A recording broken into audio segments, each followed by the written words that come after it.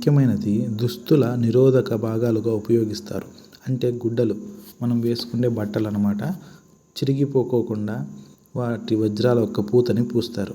అంటే మనం వేసుకునే బట్టలు కాదు ఫ్రెండ్స్, ముఖ్యంగా అంతరిక్షంలో మరియు రక్షణ పరిశ్రమల్లో ఉపయోగించే బట్టలు అన్నమాట.